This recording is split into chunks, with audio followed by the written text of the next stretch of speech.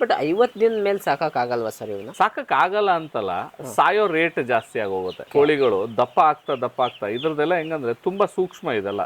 ಈಗ ಹೆಂಗ್ ಹೀಟ್ ಕೊಡಕ್ಕೋಸ್ಕರ ನಾವು ಅದನ್ನ ಇಟ್ಕೊಂಡಿದೀವಿ. ಅದರಲ್ಲಿ ಇದ್ಲಾಕಿ ಹೀಟ್ ಕೊಡ್ತೀವಿ, ಅದಕ್ಕೆ ಇದ್ಲಾಕ್ತಿವಿ, ಲೈಟಿಂಗ್ ಅಲ್ಲಿ ಹೀಟ್ ಕೊಡ್ತೀವಿ. ಬೆಳಕು ಎಷ್ಟು ಇಂಪಾರ್ಟೆಂಟು ಅಷ್ಟೇ ಹೀಟಿಂಗು ಇಂಪಾರ್ಟೆಂಟು ಇವಾಗ ಮರಿಯಲ್ಲಿ. ಸರ್ ಇದು ಫುಡ್ ಎಲ್ಲ ಅವ್ರು ಸಪ್ಲೈ ಮಾಡ್ತಾರೆ? ಯಾವ ಫುಡ್ ಸಪ್ಲೈ ಮಾಡ್ತಾರೆ ಸರ್? ಅದು ಫೀಡೇ ಬರುತ್ತೆ, ಪೌಲ್ಟ್ರಿ ಫೀಡೇ ಬರುತ್ತೆ, ಫೀಡೇ ಸಪ್ಲೈ ಮಾಡ್ತಾರೆ. ಅದು ಒಂದೇ ಕೊಡೋದು, ಮತ್ತೆ ಇನ್ಯಾವುದೂ ಇಲ್ಲ ನೀವು? ಇಲ್ಲ ನಾವೇನು ಕೊಡಲ್ಲ. ಎಷ್ಟು ಟೈಮ್ ಕೊಡ್ತೀರಿ ಸರ್ ಫುಡ್ ಎಲ್ಲ ಇದಕ್ಕೆ? ಸರ್ ಇದು 24/7 ಫೀಡ್ ಇರುತ್ತೆ. ಈ ಫೀಡ್ ಬಾಕ್ಸ್ ಅಲ್ಲಿ ಅದು 25 ದಿನ ಮರಿ ಆಗೋ ತನಕ ಒಂದು ಚೂರು ಖಾಲಿ ಆಗದಂಗೆ ಫೀಡ್ ಕೊಡ್ತೀವಿ. ಅಂದ್ರೆ ಅದು ತಿಂತಾನೆ ಇರುತ್ತೆ, ಕುಡಿತಾನೆ ಇರುತ್ತೆ. ಅದ್ರ ಜೀವನನೇ ಅಷ್ಟು, ತಿನ್ನೋದು, ಕುಡಿಯೋದು, ಮಲಗೋದು ಬಿಟ್ರೆ ಇನ್ನೇನು ಕೆಲಸ ಮಾಡಲ್ಲ ಅದು. ಸುಮ್ಮನೆ ದಪ್ಪ ಆಗದ ಅಷ್ಟೇ. ಮತ್ತೆ ಇದನ್ನ ಜಾಸ್ತಿ ದೂರ ಓಡಾಡಕ್ಕೂ ಬಿಡಲ್ಲ ನಾವು. ಓಡಾಡದಷ್ಟು ಅದ್ರ ತೂಕ ಕಡಿಮೆ ಆಗತ್ತಲ್ಲ, ಹಂಗಾಗಿ ಯೂಶಲಿ ಇದಾದ್ಮೇಲೆ ನೀವು ನೋಡ್ಬೋದು ಮಧ್ಯ ಪಾರ್ಟಿಷನ್ಗಳು ಮಾಡಿರ್ತೀವಿ. ಸೊ ಈ ಗೋಡೆಗಳು ಅದೇ ರೀಸನ್ಗೆ ಮಾಡಿರ್ತೀವಿ. ಇಲ್ಲಿ ಒಂದು ಪಾರ್ಟಿಷನ್ ಬೆಳೆದಂಗೆ ಇದನ್ನ ಜಾಸ್ತಿ ಮಾಡ್ಕೊಂಡು ಹೋಗ್ತೀವಿ. ಅಂದ್ರೆ ಈಗ ಇದ್ರಲ್ಲಿರೋ ಮರಿಗಳು ಬೆಳೆದ ತಕ್ಷಣ ಇಲ್ಲಿ ಒಂದು ಪಾರ್ಟಿಷನ್, ಇದನ್ನ ಇವಾಗ ಇದಾದ್ಮೇಲೆ ಇಷ್ಟಕ್ಕೂ ಪೂರ್ತಿ ಬಿಟ್ಕೊಂತೀವಿ. ಈ ಮಧ್ಯ ಇರೋ ಜಾಗನು ಸ್ಪೇಸ್ ಯುಟಿಲೈಸ್ ಆಗುತ್ತೆ. ಯುಟಿಲೈಸ್ ಆದಾಗ ಅದು ಬೆಳೀತಾ ನೀವು ನೆಕ್ಸ್ಟ್ ಒಂದು ವಾರ ಆಗೋಷ್ಟ್ರಲ್ಲಿ ಹೆಚ್ಚು ಕಡಿಮೆ ಈ ಪೂರ್ತಿ ಪಾರ್ಟಿಷನ್ ಫಿಲ್ ಆಗಿರುತ್ತೆ. ಇದು ಇನ್ನೊಂದು ವಾರ ಆಗೋಷ್ಟ್ರಲ್ಲಿ ಆ ಪಾರ್ಟಿಷನ್ ಫಿಲ್ ಆಗುತ್ತೆ. ನೆಕ್ಸ್ಟ್ ಒಂದು 3-4 ವೀಕ್ಸ್ 20-21 ದಿನ ಆಗೋಷ್ಟ್ರಲ್ಲಿ ಇದು ಪೂರ್ತಿ ಶೆಡ್ಗೆ ಇದು ಕವರ್ ಆಗಿರುತ್ತೆ. ಪ್ರತಿ 40 ದಿನಕ್ಕೆ ಎಷ್ಟು ಮರಿಗಳನ್ನ ಸೇಲ್ ಮಾಡ್ತೀರಾ ಸರ್ ನೀವು ಆಗಿದ್ರೆ? ಸರ್ ನಿಮಗೆ ಅದ್ರ ಕೆಪಾಸಿಟಿ ಏನಾಗುತ್ತೆ, ಬೇಸಿಗೆಯಲ್ಲಿ 1.1 1 ಅಡಿ 1 ಇಂಚು ಅಂತ ಲೆಕ್ಕ ಮಾಡಿಕೊಂಡು ಇದು ಮಳೆಗಾಲ ಮತ್ತು ಚಳಿಗಾಲದಲ್ಲಿ ಕೊಡ್ತಾರೆ. ಬೇಸಿಗೆಯಲ್ಲೆಲ್ಲ ಸ್ವಲ್ಪ ಜಾಗ ಜಾಸ್ತಿ ಬೇಕು, ಒತ್ತಡ ಇರಬಾರ್ದು ಅನ್ನೋ ರೀಸನ್ಗೋಸ್ಕರ 1.3 to 1.4 ಸ್ಪೇಸ್ಗೆ ಲೆಕ್ಕ ಮಾಡ್ಕೊಂಡು ಕೊಡ್ತಾರೆ. ಅಂದಾಜಲ್ಲಿ ನಿಮ್ಮ ಶೆಡ್ ಎಷ್ಟು ದೊಡ್ಡದಿದೆ ಅನ್ನೋದ್ರ ಮೇಲೆ 1 ಅಡಿ 4 ಇಂಚಿಗೆ 1 ಮರಿ ಥರ ಆಧಾರ ಇಟ್ಕೊಂಡು ಜಾಗ ಕೋಳಿ ಕೊಡ್ತಾರೆ ಕಂಪನಿಯವರು. ಕೊಡ್ಬೇಕಾದ್ರೂ ಜಾಗ ನೋಡೇ ಕೊಡ್ತಾರೆ. ಹೌದು. ನಾವೆಷ್ಟು ನಂಗೆ ಇಷ್ಟು ಬೇಕು ಅಂದ್ರೆ ಅಷ್ಟು ಕೊಡಲ್ಲ. ಅದಕ್ಕೊಂದು ನಾರ್ಮ್ಸ್ ಇದೆ, ಈ ತರನೇ ಇರಬೇಕು ಅಂತ ಇದೆ, ಆ ತರನೇ ಕೊಡ್ತಾರೆ. ಈಗ ಪ್ರತಿ ತಿಂಗಳು ನೀವೆಷ್ಟು ಕೊಡ್ತಾ ಇದ್ದೀರಾ ಸರ್, ತಗೋತಾ ಇದ್ದೀರಾ ಸರ್? ಒಂದು ಅಂದಾಜಲ್ಲಿ 9,500 ಇಂದ 10,000 ಕೋಳಿ ಮೇಯಿಸ್ತೀವಿ 3 ಶೆಡ್ಡಿಂದ. ಒಂದೊಂದು ಶೆಡ್ಡಲ್ಲಿ 3,000 ಆಸುಪಾಸಲ್ಲಿ. ಸೊ ಈ ಅಂದಾಜಲ್ಲಿ ಇಲ್ಲಿ 500 ಕೋಳಿ ಇದೆ. ಎಷ್ಟಾಗ್ತಿದೆಯಾ ಮಂಜಣ್ಣ ಈ ಸರಿ? ಹೌದಾ? ಓಕೆ. ಸೊ ಇದು ಒಂದೊಂದು ಬ್ರೂಡಿಂಗ್ ಅಲ್ವೇ 500 ಮರಿ ಇದೆ ಸರ್. 1 2 4 6 8 10. ಅಂದ್ರೆ ಈಗ 5,000 ಮರಿ ಇದೆ ಇಲ್ಲಿ. ಅಂದ್ರೆ ಈಗ ನಾಳೆ ಇವು ದೊಡ್ಡವಾದ್ಮೇಲೆ ಇದು ಒಂದು ಶೆಡ್ಗೆ 5,000 ಮರಿ ಪೂರ್ತಿ ಆಗುತ್ತೆ. ಅಂದ್ರೆ ಈ ತರದ್ದು ಒಂದು ಶೆಡ್ಗೆ 5,000 ಅನ್ಕೊಳಂಗಿಲ್ಲ. ನಿಮ್ ಶೆಡ್ ಎಷ್ಟು ದೊಡ್ಡದಿರುತ್ತೆ ಅದ್ರ ಮೇಲೆ ಡಿಪೆಂಡ್. ಅಂದ್ರೆ ಈಗ ಇದ್ರಲ್ಲಿ ನೀವು ಏರಿಯಾನ್ ಲೆಕ್ಕ ಹಾಕೊಬೇಕು, ನಿಮ್ದು ಶೆಡ್ ಎಷ್ಟು ಉದ್ದ ಇದೆ ಅನ್ನೋದ್ರ ಮೇಲೆ. 100 ಅಡಿ ಇದೆ ಅನ್ನೋದಾದ್ರೆ 100 ಅಡಿಗೆ ಎಷ್ಟು ತಕ್ಕಂತೆ ಮರಿ ಕೊಡ್ಬೋದು. ಅಷ್ಟಿಗೆ ಒಂದು ಮರಿ ತರ ಬೇಸಿಗೆಲ್ ಕೊಡ್ತಾರೆ. ಸಮ್ಮರ್ ಅಲ್ಲಿ ಕಡಿಮೆ, ಮಳೆಗಾಲ ಚಳಿಗಾಲದಲ್ಲಿ ಜಾಸ್ತಿ ಕೊಡ್ತಾರೆ. ಮಳೆಗಾಲದಲ್ಲೂ ಚಳಿಗಾಲದಲ್ಲೂ ರೇಟ್ ಹೆಚ್ಚು ಕಡಿಮೆ ಇರುತ್ತೆ, ಸೇಮ್ ಇರುತ್ತೆ ಸರ್? ಅದೆಲ್ಲ ಮಾರ್ಕೆಟ್ ಮೇಲೆ ಇದಾಗೋದು ಸರ್. ತರಕಾರಿ ಹೆಂಗೆ ಇದು ಹಂಗೇನೆ ಸೇಮ್. ನಿಮ್ಗೆ ಎಲ್ಲಿ ಡಿಮಾಂಡ್ ಜಾಸ್ತಿ ಇರುತ್ತೆ ಅವಾಗ ರೇಟ್ ಜಾಸ್ತಿ ಇರುತ್ತೆ. ಡಿಮಾಂಡ್ ಯಾವಾಗ ಕಡಿಮೆ ಆಗುತ್ತೆ ಅವಾಗ ರೇಟ್ ಕಡಿಮೆ ಆಗುತ್ತೆ. ರೈತರಿಗೆ ಎಷ್ಟು ರೂಪಾಯಿ ಕೊಟ್ರೆ ಇದರಲ್ಲಿ ಉಳಿಬೋದು ಅಂತ ಅನ್ಸುತ್ತೆ ಸರ್? ಸರ್ ರೈತರಿಗೆ ನೀವು ಹಂಗೆ ಲಾಭ ಅನ್ನೋದಾದ್ರೆ ಒಂದು 7-8 ರೂಪಾಯಿ ಆದ್ರೂ ಸಿಕ್ಕಿದ್ರೆ ಲಾಭ ಅನ್ನೋದನ್ನ ಆಗುತ್ತೆ. ಬಟ್ ಶೆಡ್ಗೆಲ್ಲ ತುಂಬಾ ಬಂಡವಾಳ ಹಾಕ್ಬೇಕಾಗುತ್ತೆ. ಬಂಡವಾಳ ಇನಿಷಿಯಲಿ ನಿಮ್ದು ಆಸ್ತಿ, ಸೊ ಇದು ಇನ್ನೊಂದು ಅನ್ನೋದು ಲೆಕ್ಕಾಚಾರಕ್ಕೆ ಬಂಡವಾಳ ಹಾಕೊಬೇಕು. ಬಂಡವಾಳ ಹಾಕಿ ಅದರಲ್ಲಿ ಲಾಭ ಕಂಡು ನಾನು ಬಂಡವಾಳ ಆಗುತ್ತೆ ಅನ್ನೋದೆಲ್ಲ ಈಗ ಸ್ವಲ್ಪ ಕಡಿಮೆ ಆಗಿದೆ. ಕೋವಿಡ್ಗೂ ಮುಂಚೆ ಅಂದ್ರೆ ಕೊರೋನಾ ಬರೋದಕ್ಕೂ ಮುಂಚೆ ಇದರಲ್ಲಿ ಇತ್ತು. ಸೊ ಈಗ ಸ್ವಲ್ಪ ಆ ಒಂದು ಇದು ಕಡಿಮೆ ಆಗಿದೆ. ಈಗ ನಾವೇ ಹೇಳಿದ್ವಲ್ಲ 13 ರೂಪಾಯಿ ತನಕನೂ ಕೆಜಿಗೆ ತಗೊಂಡಿದ್ದೀನಿ. ಈಗ ಕೋವಿಡ್ ಆದ್ಮೇಲಿಂದ ಅಷ್ಟು ಕಂಡಿಲ್ಲ. ನಾವು 8 ರೂಪಾಯಿ ತಗೊಳ್ಳೋದು ದೊಡ್ಡ ವಿಷಯ. 8 ರೂಪಾಯಿ ಬಂದ್ರೆ ಓಕೆ ಇದು ಲಾಭನಪ್ಪ ಅನ್ನೋ ಸ್ಥಿತಿಯಾಗಿ ಇದೀವಿ ಈಗ. ಸರ್ ಇದ್ರದ್ದು ಈ ವ್ಯಾಕ್ಯೂಮ್ ಸಕ್ಷನ್ ಪಂಪ್ಗಳಿದು ಇದು ಆಟೋ ಇದ್ರದ್ದು ಡ್ರಿಂಕರ್ಸ್ ಇದೆಯಲ್ಲ ಅದಕ್ಕೆ ಸಂಬಂಧಪಟ್ಟಂತೆ ವಾಲ್ವ್ಗಳಿದೆ ಇದರಲ್ಲಿ. ವಾಲ್ವ್ಗೋಸ್ಕರ ಮಾಡಿದ್ರಾ? ಇದು ಫಿಲ್ ಆದ್ರೆ ಅದು ನೀರು ನಿಲ್ಲತ್ತೆ. ಗೊತ್ತಾಯ್ತು. ವಾಲ್ ಬಾಲ್ಸ್ ಈ ತರ ಸರ್. ಬಟ್ ಎಲ್ಲ ಹೈಟೆಕ್ ಆಗಿ ಮಾಡಿದ್ದಾರೆ ಸರ್ ಇದು. ಇದು ಅದು ಇನ್ನೊಂದು ಪೂರ್ತಿ ಎಲ್ಲ ಮೆಕ್ಯಾನಿಕಲ್ ಆಟೋ ಮಿಷನ್ಸ್ ಏನ್ ಬರುತ್ತೆ ಅದು ಮ್ಯಾನ್ಯುಯಲ್ ತರ. ಬಟ್ ಇದು ಇತ್ತೀಚೆಗೆ ಮಾಡಿರೋ ಶೆಡ್ ಸರ್ ಇದು? ಇದು ಈಗ ಹೊಸದಾಗಿ ಮಾಡೋಂಥದ್ದು. ಇದರಲ್ಲಿ ಇನ್ನೂ ಹೊಸದಾಗಿ ಬಂದಿದೆ. ಫೀಡನ್ನು ನೀವು ಮಿಷಿನ್ ಅಲ್ಲೇ ಕಳಿಸ್ಬೋದು, ಆಟೋ ಮಿಷಿನ್ಸ್ ಇಲ್ಲ. ಅದು ನೀವು ಹೊರಗಡೆ ಮೆಶ್ ಏನ್ ಹಾಕ್ತಿರಲ್ಲ ಆ ಮೆಶಲ್ಲಿ ಇದೆಲ್ಲ ಚಿಕನ್ ಮೆಶ್ಗಳು ಬರುತ್ತೆ. ಸೊ ಅದು ಸಣ್ಣ ಮೆಶ್ ಇರೋದ್ರಿಂದ ಅದು ಹಾವು ಇದು ಹೋಗಲ್ಲ, ಇದರಲ್ಲಿ ತೂರಲ್ಲ ಇದರಲ್ಲಿ. ಸೊ ಇನ್ನು ಕೆಲವು ಸರಿ ಏನಾಗುತ್ತೆ, ಡ್ಯೂರಬಿಲಿಟಿಗೆ ಆ ಮೆಶ್ ಹಾಕಿ ಕೆಳಗಡೆ ಮಾತ್ರ 2 ಅಡಿಗೆ ಈ ಮೆಶ್ ಅನ್ನ ಹಾಕೊಂತಾರೆ, ಸೊ ದಟ್ ಹಾವು ಇದು ಹತ್ತಬಾರ್ದು ಒಳಗೆ ಅಂತ. ಈ ಮೆಸ್ ಆಗೋದೇ ಬೆಟರ್ ಆ ಮೆಸ್ಗಿಂತ. ಈ ಮೆಶ್ ಅಲ್ಲಿ ಏನಾಗುತ್ತೆ, ಡ್ಯೂರಬಿಲಿಟಿ ಸ್ವಲ್ಪ ಕಡಿಮೆ, 5 ರಿಂದ 6 ವರ್ಷ ಬರಬಹುದು, ಅಥವಾ ನೀವು ಸ್ವಲ್ಪ ಚೆನ್ನಾಗಿ ನೋಡ್ಕೊಂಡ್ರೆ ಇನ್ನೊಂದು 1-2 ವರ್ಷ ಬರ್ಬೋದು. ಆಮೇಲೆ ಇದನ್ನ ಬದಲಾಯಿಸಬೇಕಾದ ಸನ್ನಿವೇಶ ಬರುತ್ತೆ. ಬೆಳೆದಿರೋ ಕೋಳಿ ಇವಾಗ ತುಂಬಕ್ ರೆಡಿ ಇದೆ. ಓ, ಈ ಕೊಡ ಬಂದಿರೋಂಥ ಕೋಳಿ ಇದು ಎಷ್ಟು ದಿನ ಸರ್ ಈಗ ಇದು? 45 ದಿನ ಆಗಿದೆ. 45 ದಿನ ಆಗಿದೆ ಸರ್. ಈಗ ಇದರಲ್ಲಿ ಹುಂಜ ಮತ್ತು ಕೋಳಿ ಎರಡೂ ಇರುತ್ತಾ? ಎರಡೂ ಇರುತ್ತೆ.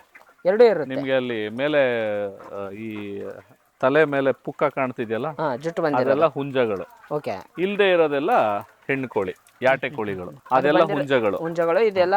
ಇನ್ ಮಿಕ್ಕಿದ್ದೆಲ್ಲ ಯಾವ್ದಿದೆ ಅದೆಲ್ಲ ಯಾಟೆ ಸರ್. ಬಟ್ ಇದು ಮೇಟಿಂಗ್ ಮಾಡಲ್ಲ ಅಂತ? ಇದು ಮೇಟಿಂಗ್ ಮಾಡೋದಕ್ಕೆ ಇದಕ್ಕೆ ಹಾರ್ಮೋನಲ್ ಇಂಜೆಕ್ಷನ್ಸ್ ಆಗಿರುತ್ತೆ.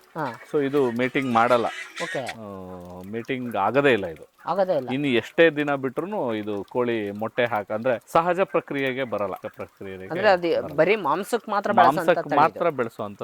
ಅಂದ್ರೆ ಮುಂಜಾನೆ ಆದ ತಕ್ಷಣ ಇದು ಕೂಗತ್ತೆ ಅನ್ನೋದಾದ್ರೆ ಕೋಳಿ ಕೂಗಲ್ಲ, ಇದು ಸುಮ್ನೆ ಬಾಯಿ ಮುಚ್ಚಿ ಅಂತ ತಪ್ಪಿರೋದು.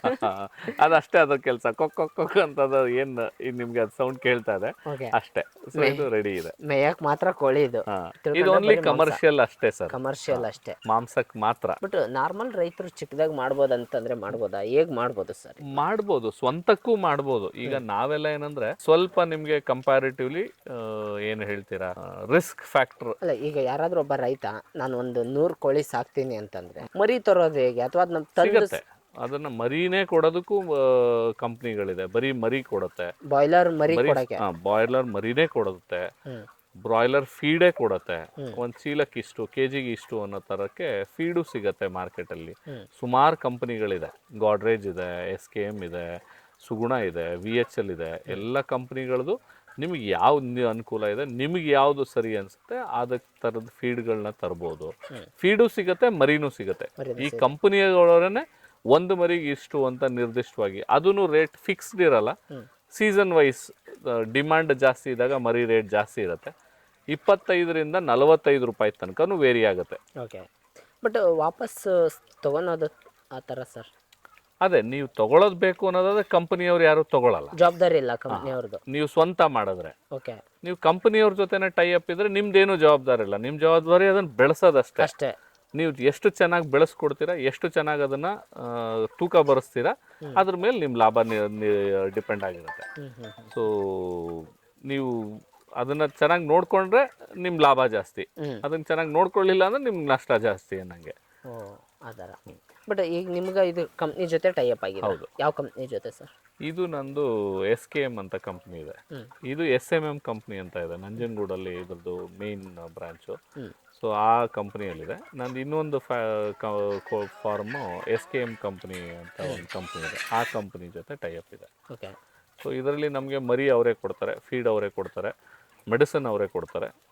1 ದಿನ ಅಥವಾ 2ನೇ ದಿನಕ್ಕೆ ಅಂದ್ರೆ ಎವ್ರಿ ಆಲ್ಟರ್ನೇಟಿವ್ ಡೇಸ್ ಅಲ್ಲಿ ಒಬ್ಬರು ಸೂಪರ್ವೈಸರ್ ಬಂದು ಫಾರ್ಮ್ ನ ವಿಸಿಟ್ ಮಾಡ್ತಾರೆ. ಒಬ್ಬರು ಸೂಪರ್ವೈಸರ್ ಬರ್ತಾರೆ, ಬಂದು ಮರಿ ನೋಡ್ತಾರೆ, ಸತ್ತಿರೋದ್ರದ್ದು ಲೆಕ್ಕ ತಗೊಂತಾರೆ. ನಾವು ಹಂಗೆ ಬಿಸಾಕಂಗಿಲ್ಲ. ಇದ್ರ ಸಹಜವಾಗಿ ದಿನಕ್ಕೆ 1-2 ಸಾಯ್ತಾ ಇರತ್ತೆ. ಸೊ ಆ ಸತ್ತಿರೋ ಕೋಳಿನ ಅವ್ರು ಬಂದು ಲೆಕ್ಕ ತಗೊಂತಾರೆ. ಲೆಕ್ಕ ತಗೊಂಡು ಆಮೇಲೆ ನಾವು ಬಿಸಾಕ್ಬೇಕು ಅದನ್ನ. ಸೊ ಅದಕ್ಕೆ ಒಂದು ಪಿಟ್ ಗುಂಡಿ ಮಾಡ್ಕೊಂಡಿರ್ತೀವಿ, ಡಿಸ್ಪೋಸಲ್ ಗುಂಡಿಗಳನ್ನ. ಅದಕ್ಕೆ ನಾವು ಬಿಸಾಕುವಂಥದ್ನ ಅದನ್ನೇನು ನಾವೇನು ಉಪಯೋಗಿಸಲ್ಲ ಅಥವಾ ಯಾರಿಗೂ ಕೊಡೋದು ಇಲ್ಲ. ಕೊಡಕ್ ಬರಲ್ಲ. ಇಲ್ಲ, ಕೊಡಕ್ ಬರಲ್ಲ ಅಂದ್ರೆ ಅದು ಸತ್ತೋಗಿರುತ್ತೆ. ಸೊ ಅದನ್ನ ಅವ್ರು ಲೆಕ್ಕ ತಗೊಳ್ಳೋ ತನಕ ನಾವು ಇದು ಮಾಡಕ್ಕಾಗಲ್ಲ. ಸೊ ಸತ್ತ ಮೇಲೆ ಅದು ಕೋಳಿ ಯಾರಿಗೂ ಇದು ಮಾಡಕ್ ಬರಲ್ಲ. ಹಂಗಾಗಿ ನಾವು ಬೇರೆ ಯಾವ್ದಕ್ಕೂ ಬಿಸಾಕೋದಿಲ್ಲ. ಬಿಕಾಸ್ ಅದ್ರಿಲ್ಲ ರೋಗ ಯಾವ್ದೋ, ಈಗ ನಾವು ನಮ್ದೇ ಒಂದು ನಾಯಿಗೆ ಸಾಕಿದ್ರು ಅದನ್ನ ಬಿಸಾಕಲ್ಲ, ನಾವು ಅದನ್ನ ನಮ್ ಗುಂಡಿಗೆ ಬಿಸಾಕ್ಬಿಡ್ತೀವಿ ಅದನ್ನ. ಬಟ್ ಅಕಸ್ಮಾತ್ ಈಗ ಕಂಪ್ನಿಯವರು ನೀವು ಕೊಡ್ತೀರಾ ಎಲ್ಲ ಮರಿಗಳನ್ನ, ಅಕಸ್ಮಾತ್ ನೀವು ಹೊರಗಡೆ ನಾವು ಸೇಲ್ ಮಾಡ್ಕೋಬೇಕು ಒಂದು 50 kg ಆ ಥರ ಸೇಲ್ ಬರೋದೇ ಇಲ್ಲ. ಕಂಪನಿ ಜೊತೆ ಟೈ ಅಪ್ ಇದ್ದಾಗ ನೀವು ನಿಮ್ದು ಯಾವುದು ಅದಕ್ಕೆ ಅಧಿಕಾರನೇ ಇರಲ್ಲ. ನೀವು ಏನೇ ಮಾಡ್ಬೇಕಂದ್ರೂ ಕಂಪನಿಯವ್ರನ್ನ ಕೇಳೇ ಮಾಡ್ಬೇಕು. ಓಕೆ. ನೀವು ಮಾರ್ತೀವಿ ಏನಾದ್ರೆ ಮಾರಕ್ಕೆ ಅವಕಾಶ ಕೊಡ್ತಾರೆ. ಕಂಪನಿಯವ್ರಿಗೆ ಏನು ನೀವು ಎಷ್ಟು ಕೋಳಿಗೆ ಅವ್ರು ಏನು ಬೆಲೆ ನಿಗದಿಪಡಿಸ್ತಾರೆ ಅಷ್ಟು ಕೋಳಿ ನೀವೇ ಕೊಂಡ್ಕೊಂಡಂಗೆ ಮಾಡ್ಕೊಬೋದು. ಆ ಥರ ಮಾಡ್ಕೋಬೋದು. ಬಟ್ ನಾವಾಗಲೇ ಈಗ ಯಾರೋ ಚಿಕನ್ ಶಾಪ್ ಅವ್ರು ಪರಿಚಯ ಇದ್ದಾರೆ, ಒಂದು 50 kg ಕೇಳ್ತಾರೆ, ಮಾಡಕ್ ಬರಲ್ಲ, ಚಾನ್ಸ್ ಇಲ್ಲ, ಮಾಡಕ್ ಬರಲ್ಲ. ಬಟ್ ಈಗ ರೆಡಿ ಆಗಿದೆ, ಇದು ರೆಡಿ ಇದೆ. ಆ ಕಡೆದು ಸರ್ ಎರಡು ಒಂದೇ. ಎರಡು ಒಂದು. ಎರಡು ಒಂದೇ. ಬಟ್ ದೊಡ್ಡವಾದ್ಮೇಲೆ ಶಿಫ್ಟ್ ಮಾಡ್ತೀರಾ ಬೇರೆ ಬೇರೆ ಕಡೆ ಇಲ್ಲ ಜಾಗ ಇಲ್ಲ ಇಲ್ಲ, ಒಂದೇ ಶೆಡ್ ಅಲ್ಲಿ ಮರಿ ಬಂದಾಗ ಇಲ್ಲಿರುತ್ತೆ. ಇದು ಹೋಗ್ತಾ ಹೋಗ್ತಾ ಹೋಗ್ತಾ ಎಕ್ಸ್ಟೆನ್ಷನ್ ಮಾಡ್ಕೊಂತ ಹೋಗ್ತೀರಾ ಅಷ್ಟೇ? ಅಷ್ಟೇ. ಓ ಸೂಪರ್. ಈ ಶೆಡ್ಡಿಂದ ಈ ಶೆಡ್ಗಾಗ್ಲಿ ಈ ಶೆಡ್ಡಿಂದ ಈ ಶೆಡ್ಗಾಗ್ಲಿ ಎತ್ತಲ್ಲ. ಯಾಕಂದ್ರೆ ಅದು ತುಂಬಾ ಸೂಕ್ಷ್ಮ. ಹೇಳಿದ್ನಲ್ಲ, ಕೋಳಿದು ಕಾಲು ಅಂದ್ರೆ ಅದ್ರದ್ದು ಅಂಗಾಂಗಗಳೆಲ್ಲ ಸೂಕ್ಷ್ಮ ಇರುತ್ತೆ. ಡಿಸ್ಟರ್ಬ್ ಮಾಡೋಕ್ಕಾಗಲ್ಲ, ಗ್ರೋತ್ ಕಡಿಮೆ ಆಗ್ಬಿಡುತ್ತೆ. ಈಗ ಒಂದಿನ ಅದನ್ನ ಏನೋ ಇಲ್ಲಿಂದ ಅಲ್ಲಿಗೆ ಶಿಫ್ಟ್ ಮಾಡಿದ್ವಿ ಅಂದ್ರೆ ಅದು ಒಂದಿನ ಎರಡು ದಿನ ಮೇವು ತಿನ್ನೋದನ್ನ ಬಿಟ್ಬಿಡುತ್ತೆ. ಅವಾಗ ಗ್ರೋತ್ ಕಮ್ಮಿ ಆಗುತ್ತೆ, ನಿಮ್ಗೆ ರಿಸಲ್ಟ್ ಬರಲ್ಲ. ಇದ್ರ ರಿಸಲ್ಟ್ ಏನಂದ್ರೆ ನಾ ಹೇಳದ್ನಲ್ಲ, ಇದನ್ನ ನೀವು ಎಷ್ಟು ಚೆನ್ನಾಗಿ ದಪ್ಪ ಮಾಡ್ತೀರಾ, ತಿನ್ಸಿ ದಪ್ಪ ಮಾಡ್ತೀರಾ, ಅದ್ರ ಮೇಲೆ ನಿಮ್ ಲಾಭ ಜಾಸ್ತಿ. ಇದಕ್ಕೆ ಇಂಜೆಕ್ಷನ್ ಕೊಡ್ತಾರೆ? ಇಂಜೆಕ್ಷನ್ ಕೊಡ್ತೀವಿ, ಅದೆಲ್ಲ ವ್ಯಾಕ್ಸಿನೇಷನ್ಸ್. ಮನುಷ್ಯರಿಗೆ ಮಕ್ಕಳಿಗೆ ಹೆಂಗ್ ವ್ಯಾಕ್ಸಿನ್ ಮಾಡಿಸ್ತೀರಾ ಹಂಗೆ ಇದಕ್ಕೆ ವ್ಯಾಕ್ಸಿನ್ ಮಾಡ್ತೀವಿ. ಮೊದಲು 2 ವ್ಯಾಕ್ಸಿನ್ ಕಣ್ಣಿಗೆ ಹಾಕಿ, 3ನೇ ವ್ಯಾಕ್ಸಿನ್ ನಮ್ಮಲ್ಲಿ ಆಟೋ ಡ್ರಿಂಕರ್ಸ್ ಇದೆ, ಆಟೋ ಡ್ರಿಂಕರ್ಸ್ ಅಲ್ಲಿ ಕೊಡ್ತೀವಿ. ಕೆಲವು ಸಾರಿ ಏನಾದ್ರೂ ವ್ಯತ್ಯಾಸಗಳಿದೆ ಅಥವಾ ಕೋಳಿಯಲ್ಲಿ ಏನಾದ್ರೂ ರೋಗ ಲಕ್ಷಣಗಳು ಕಾಣಿಸ್ಕೊಂತಿದೆ, ಇದಕ್ಕೆ ಇನ್ನೇನಾದ್ರೂ ಬೇಕು ಅನ್ನೋದಾದ್ರೆ ಅದಕ್ಕೆ ಇನ್ನೊಂದು ಇಂಜೆಕ್ಷನ್ ಕೊಡಿಸ್ತೀವಿ. ಅದು ಬಿಟ್ಟರೆ ಬೇರೆ ಯಾವ್ದು ವ್ಯಾಕ್ಸಿನೇಷನ್ ಕೊಟ್ಟಿರ್ತಾರೆ ಅವಕ್ಕೆಲ್ಲ ವ್ಯಾಕ್ಸಿನೇಷನ್ ಅಂತ ಕೊಡ್ತೀವಿ. ಈ ಮಾಮೂಲಿ ರೋಗ ನಿರೋಧಕ ಅಂತ ಸಿಕ್ಕಾಪಟ್ಟೆ ಇಂಜೆಕ್ಷನ್ ಗ್ರೋತ್ಗೋಸ್ಕರ ಅಂತ ಏನ್ ಕೊಡಲ್ಲ. ಗ್ರೋತ್ ಎಲ್ಲ ಹಿಂಗೆ ಸಹಜವಾಗಿ ಅದರದ್ದು ಫೀಡ್ ಅಲ್ಲಿ ಏನು ಕೊಡಬೇಕು, ಪ್ರೋಟೀನ್ ಇರ್ಬೋದು, ಅದಕ್ಕೆ ವಿಟಮಿನ್ಸ್ ಇರ್ಬೋದು, ಅದನ್ನೆಲ್ಲ ಫೀಡಲ್ಲೇ ಇನ್ಕ್ಲೂಡ್ ಮಾಡಿರ್ತೀವಿ. ಸೊ ಅದಕ್ಕೆ ಅಂತ ಸೆಪರೇಟ್ ಆಗಿ ಏನು ಆ ತರ ತಪ್ಪು ಕಲ್ಪನೆಗಳಿದೆ ಸಹಜವಾಗಿ ಮಾರ್ಕೆಟ್ ಅಲ್ಲಿ ಇದೆ. ಅದನ್ನ ನೀವು ಇಂಜೆಕ್ಷನ್ ಕೊಟ್ಟು ದಪ್ಪ ಮಾಡ್ತಾರೆ ಅಥವಾ ಮೆಡಿಸಿನ್ ಕೊಟ್ಟು ದಪ್ಪ ಮಾಡ್ತಾರೆ ಅಂತ. ಮೆಡಿಸಿನ್ ಕೊಟ್ಟು ಗ್ರೋತ್ ಕೊಟ್ಟು ಇಂಜೆಕ್ಷನ್ಸ್ ಕೊಟ್ಟು ಯಾವುದನ್ನು ದಪ್ಪ ಮಾಡಲ್ಲ.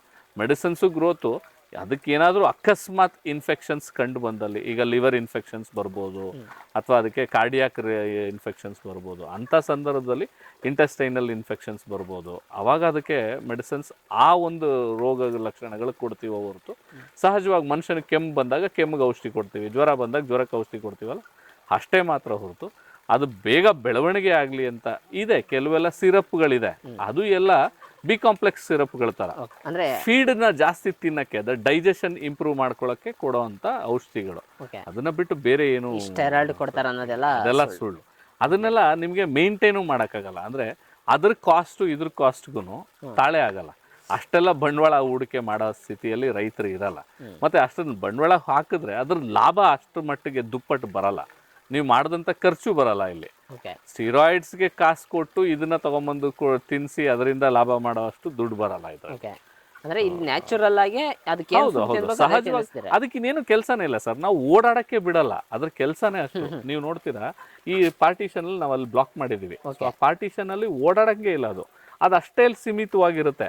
ಅದು 10 ಅಡಿ ಮಾತ್ರ ಇರುತ್ತೆ ಅದು ಕೋಳಿ. ಬೇರೆ ಕಡೆ ತಿಂದು ನೀರ್ ಕುಡಿಯೋದು ಬಿಟ್ರೆ ಇನ್ನೇನು ಕೆಲಸ ಮಾಡಲ್ಲ ಅದು. ಸೊ ಹಂಗಾಗಿ ಬೆಳೆಯುತ್ತೆ. ಇದನ್ನು ನಾಟಿ ಕೋಳಿ ತರ ಬಿಡ್ಬೋದು, ಹೊರಗಡೆ ಬಿಟ್ರೆ ಇದು ಸಹಜವಾಗಿರುತ್ತೆ, ಇದೂನು ಅದೇ ತರ ಇರುತ್ತೆ, ಗ್ರೋತು ಅದೇ ತರ ಬರುತ್ತೆ, ತುಂಬಾ ನಿಧಾನವಾಗಿ. ಇದಕ್ಕೂ ನಿಮ್ಗೆ ನಾಟಿ ಕೋಳಿ ಏನ್ ಟೇಸ್ಟ್ ಬರುತ್ತೆ ಅದೇ ಟೇಸ್ಟೇ ಬರುತ್ತೆ. ಸೊ ಅದರಿಂದ ರೈತ ಇದನ್ನ ಲಾಭ ಮಾಡಕ್ಕಾಗಲ್ಲ, ಅಥವಾ ಅದರಿಂದ ಅವನಿಗೆ ಬರೋ ಅಂತ ಲಾಭ ಕಡಿಮೆ ಆಗುತ್ತೆ. ಇವತ್ತು ಯಾರಾದ್ರೂ ರೈತರು ಕೋಳಿ ಫಾರ್ಮ್ ಮಾಡ್ಬೇಕಂತ ಎಷ್ಟೋ ಸರಿ ಯೋಚನೆ ಮಾಡ್ತಿರ್ತಾರೆ. ಕಮರ್ಷಿಯಲ್ ಆಗಿ ಒಂದು 100-200 ಕೋಳಿ ಸಾಕ್ಬೇಕಂತ ಯೋಚನೆ ಮಾಡ್ತಿರ್ತಾರೆ. ಸೊ ಅವ್ರಿಗೋಸ್ಕರ ಇದು ಇನ್ಫಾರ್ಮೇಟಿವ್ ಆಗಿರ್ಲಿ ಅಂತ ಈ ವಿಡಿಯೋ ಮಾಡಿದೆ. ನಂಗೆ ನಮ್ಮ ರವೀಂದ್ರ ಸರ್ ತುಂಬಾ ಚೆನ್ನಾಗಿ ಮಾಹಿತಿ ತಿಳಿಸ್ಕೊಟ್ರು. ಸುಮಾರು ಒಂದು 15 ವರ್ಷದಿಂದ ಅವ್ರು ಕೋಳಿ ಸಾಕಾಣಿಕೆ ಮಾಡ್ತಾ ಇದ್ದಾರೆ. ಈಗ ಇಲ್ಲೊಂದ್ 2 ಶೆಡ್, ಆ ಕಡೆ ಒಂದು 3 ಶೆಡ್, ಸುಮಾರು ಒಂದು 4-5 ಶೆಡ್ ಇದಾವೆ. ಚೆನ್ನಾಗಿ ಮೇಂಟೈನ್ ಮಾಡ್ತಾ ಇದ್ದಾರೆ, ಒಳ್ಳೆ ಲಾಭದಲ್ಲಿ ಕೂಡ ಇದ್ದಾರೆ ಅಲ್ವಾ ಸರ್? ಲಾಭ ಇದೆ ಸರ್. ಕೆಲವು ಸಾರಿ ನಷ್ಟಗಳಾಗಿದೆ, ಅದು ಎಲ್ಲ ಸಹಜವಾಗಿರುತ್ತೆ. ಅದು ಸೀಸನ್ ನಲ್ಲಿ ಒಂದೊಂದ್ ಸರಿ ಹಂಗಾಗುತ್ತೆ. ನೀವು ಕಷ್ಟಪಟ್ಟು ಕೆಲಸ ಮಾಡೋದು ನಿಮ್ಗೆ ಲಾಭ ಎಷ್ಟು ಬರ್ಬೇಕು ಅಷ್ಟು ಬಂದೇ ಬರುತ್ತೆ.